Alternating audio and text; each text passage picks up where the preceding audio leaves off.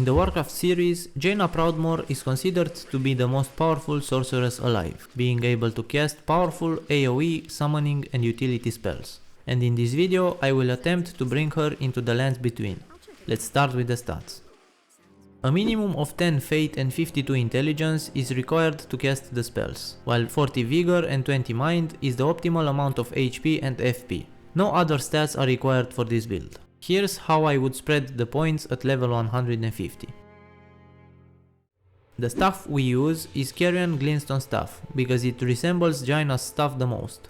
It has 355 sorcery scaling at 99 intelligence, but if you want more damage you can use the Carrion Regal Scepter.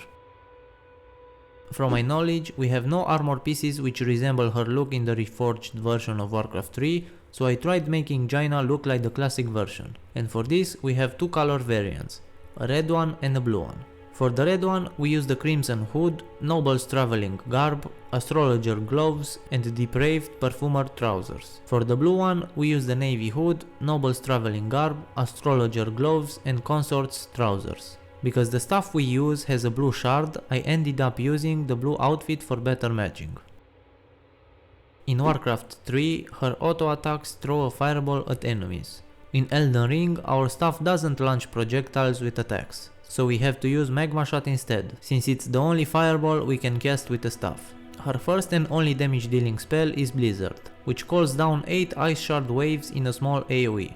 In Elden Ring, we have the Founding Rain of Stars spell, which does a similar thing, and although the range is pretty bad, it persists for a long time, so if the enemies stay within its range, you can deal a lot of damage. With her second spell, she can summon a water elemental, which can hit both land and air units for 60 seconds. In Elden Ring, the most similar spirit ash we have is the Crystallian Ash, so we will use this one for tanking.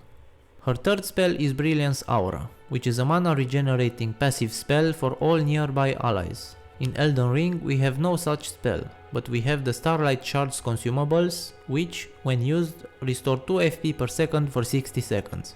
Since they are in limited numbers, I suggest only using them during boss fights. Her ultimate skill is Mass Teleport, which teleports 24 nearby controlled units to a friendly structure. In Elden Ring, Memory of Grace is the only item I know of that lets you teleport during battles, so we will use it in case we need to retreat from battle. Graven Skull and Graven Mass Talismans will improve the damage of Magma Shot and Founding Rain of Stars by a combined total of 12%.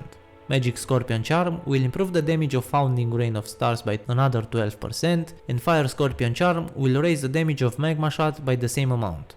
You can use any or both of them, but if you find yourself receiving a lot of physical damage, replace one of the charms with Dragon Crest Great Shield Talisman to reduce it by 20%. A few tips before I wrap up the video. Ideally, we want to cast Founding Rain of Stars first whenever the opponents are standing still. Then we have time for 1 or 2 Magma Shots, and if you can charge them, even better. By the time we used Magma Shot, Founding Rain of Stars expired, so we can use it again. Rinse and repeat if you find openings where enemies stand still. Otherwise, just Magma Shot them for the win while the Spirit Ash is tanking. Please subscribe if you like the build and stay tuned for the upcoming Zealot StarCraft cosplay build.